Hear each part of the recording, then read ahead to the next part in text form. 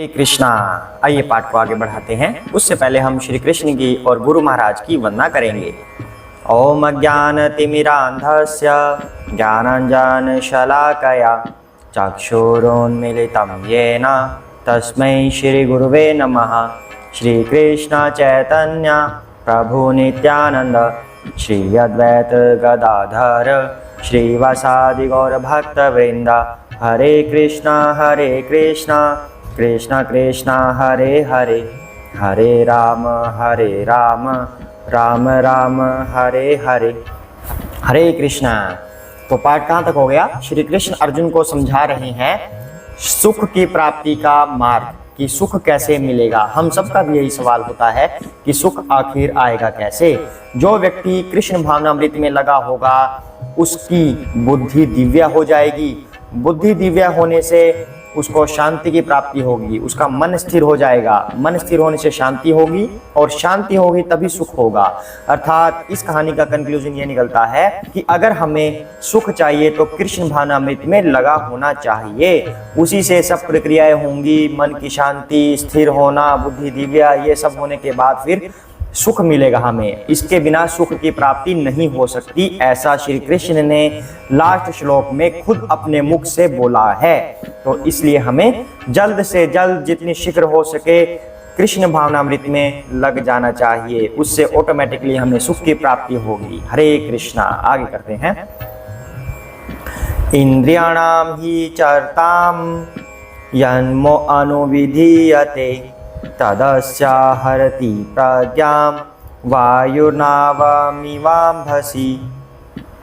जिस प्रकार पानी में तैरती नाव को प्रचंड वायु दूर बहा ले जाती है, उसी प्रकार विचरणशील इंद्रियों में से कोई एक जिस पर मन निरंतर लगा रहता है मनुष्य की बुद्धि को हर लेती है। हरे कृष्णा। तो कह रहे हैं कि जैसे किसी वस्तु को पानी में तैरती कोई नाव है और एकदम से तूफान आ जाए, हवा आ जाए, क्या होगा? वो नाव ऐसे ऐसे से बहती चली जाएगी उस वायु के वेग के अनुसार। उसी प्रकार अगर हमारी जितनी भी इंद्रियां हैं, 5 ज्ञानेंद्रियां, 10 कर्मेंद्रियां, उनके सब कार्य, अगर ये सब इंद्रियां इनमें से कोई एक भी अगर गलत जगह पर लग गई, मान लो आंख वाली इंद्रिय की बात कर लेते हैं, गलत चीज देख रही है जो उसे नहीं देखनी चाहिए, जो शास्त्रों के अनुसार पाप है, उस चीज को देख रही है, तो भगवान क्या कह रहे हैं यहाँ पर? तो मनुष्य की बुद्धि हर लेती है। यही इंद्री, आंख वाली इंद्री हमारी बुद्धि को हर लेगी।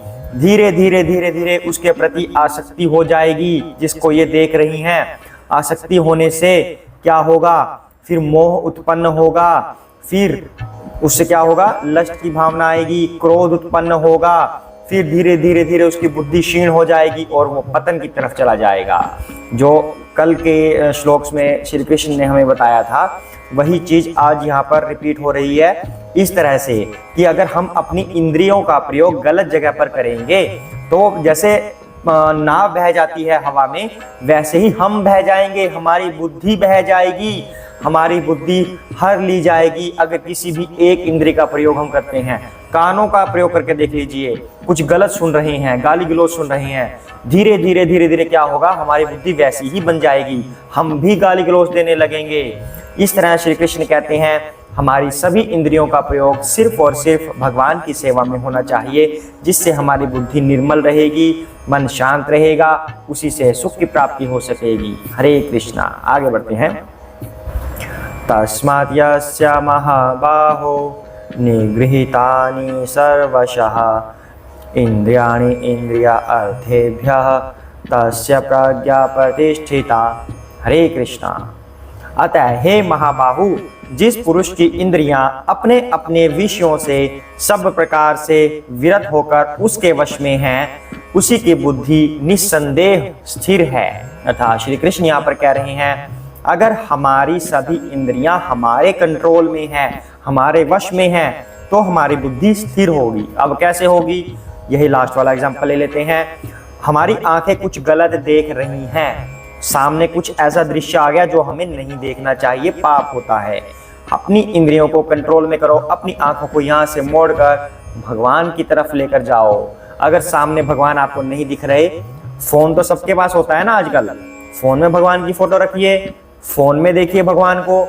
मतलब अपनी आंखों का प्रयोग गलत चीज देखने के लिए नहीं करना, उसको कंट्रोल में रखिए। अगर आपने वो गलत चीज देखी तो क्या फिर से वही 8 स्टेप रिपीट हो जाएंगे जो कल किए थे हमने, कि आसक्ति होगी, देखने से आसक्ति हो गई, लस्ट की भावना, क्रोध की भावना, बुद्धि खराब हो जाना, पतन हो जाना, तब वो सब रिपीट हो जाएगा। अपनी इंद्रियों को पहले ही दूसरी तरफ मोड़ लीजिए, भगवान की तरफ मोड़ लीजिए, तो ऑटोमेटिकली आपकी बुद्धि स्थिर होगी, आपकी बुद्धि खराब होगी ही नहीं। धीरे धीरे धीरे धीरे कृष्ण भावनामृत को बढ़ाते जाइए, तब आपका मन भी नहीं करेगा कोई गलत चीज देखने का। उसी तरह हमारी दूसरी इंद्रियां भी हैं। टेस्ट हो गया, कोई मांस खा रहा है, हम मांस खाते हुए किसी को देख रहे हैं, मांस खा रहे हैं, तो किसी ने हमको बोल दिया कि तुम थोड़ा सा चक्कर देख लो। एक बार बोला उसने, 2 बार बोला, 3 बार बोला, कहीं ना कहीं तो हम उसके चक्कर में फंस ही जाएंगे, थोड़ा सा चख लेंगे। जैसे ही उसको चखा, बुद्धि भ्रष्ट, मुझे तो और चाहिए, मुझे और चाहिए, बार बार मांगेगा, पतन की तरफ जाएगा। इसलिए अपनी जीभ रूपी इंद्री को कंट्रोल में रखिए, गलत चीजें नहीं खानी, सिर्फ भगवान को अर्पित किया हुआ प्रसाद ही पाना है, तभी हमारी इंद्रियां कंट्रोल में रहेंगी, तो हमारा मन स्थिर रहेगा, पतन की तरफ नहीं जाएगा। हरे कृष्णा। आगे बढ़ते हैं।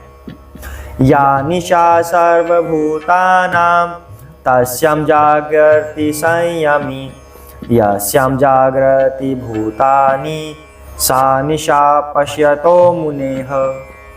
हरे कृष्णा। जो सब जीवों के लिए रात्रि है वह आत्म संयमी के जागने का समय है, और जो समस्त जीवों के जागने का समय है वह आत्मनिरीक्षक मुनि के लिए रात्रि है। हरे कृष्णा। तो भगवान यहाँ पर कह रहे हैं कि जो आम जीवों के लिए रात्रि है वह भक्त के लिए दिन है, और जो भक्त के लिए दिन है वह आम मनुष्य के लिए रात्रि के समान है। अब ये क्या मतलब हुआ? औरों के लिए दिन, हमारे लिए रात, या हमारे लिए दिन, औरों के लिए रात? सबके लिए एक ही तो होता है। सबके लिए जब दिन होगा सबके लिए दिन, जब रात होगी सबके लिए रात। तो ये श्री कृष्ण यहाँ पर क्या कह रहे हैं? श्री कृष्ण के कहने का मतलब है 2 तरह के लोग होते हैं, एक भक्त होता है, दूसरा संसारी होता है, जो मटेरियल चीजों के प्रति आकर्षित रहता है। 2 पुरुष हो गए, 2 इंसान हो गए, संसारी और भक्त। जिस चीज में संसारी व्यक्ति को आसक्ति होगी उसमें भक्त को कभी आसक्ति नहीं होगी। फॉर एग्जाम्पल, संसारी को किसी चीज में आसक्ति होगी, मुझे पिज्जा खाना है, मुझे ये चीज खानी है। भक्त को कभी इसमें आसक्ति नहीं होगी, भक्त को हमेशा प्रसाद पाना होता है। ठीक है, तो यानी कि ये संसारी के लिए दिन हो गया पिज्जा, और भक्त के लिए ये रात होगी। क्रॉस मार दिया इस पे। दूसरी तरफ जो संसारी के लिए रात्रि है, अर्थात जो संसारी व्यक्ति नहीं चाहता, संसारी व्यक्ति क्या नहीं चाहता? मंदिरों में जाना नहीं चाहता, मुझे ज़्यादा भगवान के चक्कर में नहीं फंसना, ये तो वैसे ही बातें होती हैं, मुझे प्रसाद नहीं खाना, मुझे तो प्याज ही खाना है, मुझे तो ड्रिंक ही करनी है, मुझे नहीं भगवान का प्रसाद पाना। यानी कि संसारी व्यक्ति ने इस पे क्रॉस मारा हुआ है, इसके लिए ये रात्रि है। लेकिन भक्त को यही कार्य करना है, भक्त को प्रसाद ही पाना है, भक्त को श्री कृष्ण को अर्पित किया हुआ दुग्ध ही पाना है। इस तरह से जो कार्य संसारी व्यक्ति करता है वह भक्त नहीं करता, जो भक्त करता है वह संसारी नहीं करता। इस चीज को बताया जा रहा है रात्रि और दिन का चक्र, कि संसारी के लिए जो रात है वह भक्त के लिए दिन है, और जो भक्त के लिए रात है वह संसारी के लिए दिन है। यह श्री कृष्ण यहाँ पर बता रहे हैं। इसलिए हमें सिर्फ और सिर्फ संसारी बनकर नहीं रहना चाहिए, भक्त तो कम से कम बनना ही चाहिए। और अपने जीवन निर्वाह के लिए अगर हमें संसार में रहकर कुछ कार्य करना पड़े तो वो हमें करना चाहिए, लेकिन इस भाव से कि हमें अपना ये शरीर चलाना है ताकि हम इस शरीर से भगवान की सेवा कर पाएं, अर्थात हमारे उस कर्म के अंदर भी भक्ति आ जाएगी। अगर हम इस भाव से कर्म करेंगे तब वह संसारी की अपेक्षा भक्त बन जाएगा। यह कार्य हमारे लिए कितना सरल कर दिया भगवान ने कि हम संसारी भी हैं और साथ में भक्त भी बन गए, और इससे बड़ी बात क्या होगी। तो ये श्री कृष्ण की हमारे ऊपर बड़ी अच्छी कृपा है और हमें इस कृपा को स्वीकार करना चाहिए, इसलिए भक्त बनना चाहिए। आज के लिए इतना ही करते हैं, सभी साथ में बोलेंगे जय श्री कृष्ण चैतन्य प्रभु नित्यानंद श्री अद्वैत गदाधर श्री वसादि गौर भक्त वृंदा। हरे कृष्ण कृष्ण कृष्ण हरे हरे, हरे राम राम राम हरे हरे, हरे कृष्णा।